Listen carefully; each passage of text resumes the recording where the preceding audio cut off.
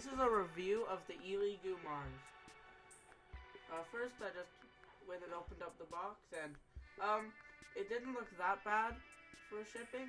It was like not damaged at all. So here is the 3D printer. I got the red edition. I just thought it looked cooler, and it's packed in a very nice styrofoam case. It came with this toolkit that had a bunch of really useful stuff in it. And here's the actual 3D printer. It came with this dripping thing, this power adapter, US power adapter, and some gloves and a beaker. The outside of the 3D printer looked very professional and looked very sturdy. The only thing I ever noticed that there was a little bit of dust on the membrane, but I just washed that off. I really liked the aluminum, not the aluminum, it's like the colored metal around it. It made it look very professional. This is the software that was in it. It's called Chitu Box. It's not that bad of a software. This is what I'm going to be printing. It's on Thingiverse. It's called Shipwrecked Coral Benchy, and I thought it looked pretty cool. So I'm just slicing it, and it came out, and I had to turn it around because it would have not worked.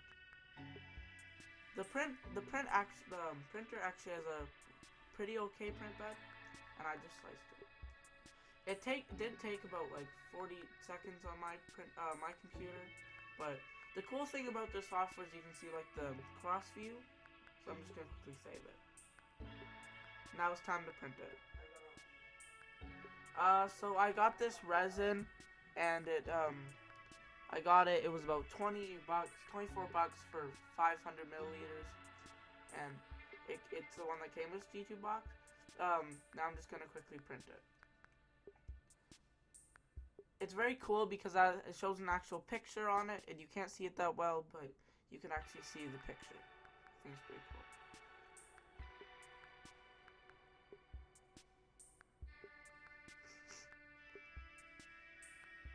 You can actually see like the cross view of the layers, like what it's printing right now, and I think that's pretty cool. For a $300 3D printer, this really exceeds my expectations.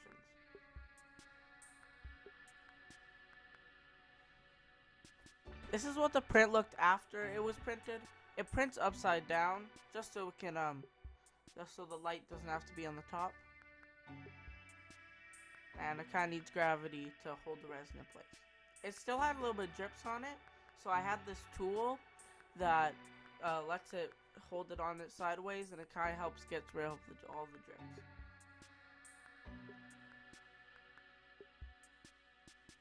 After it's printed, it still has a little bit of drips on it, so we have to put it into a bath of ethyl alcohol just to get all the rest of the stuff off.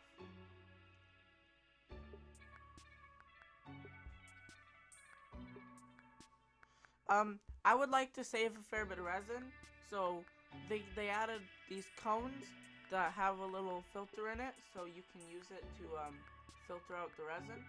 And you just take the resin plate and turn it sideways, and it should go into the thing, into the filter.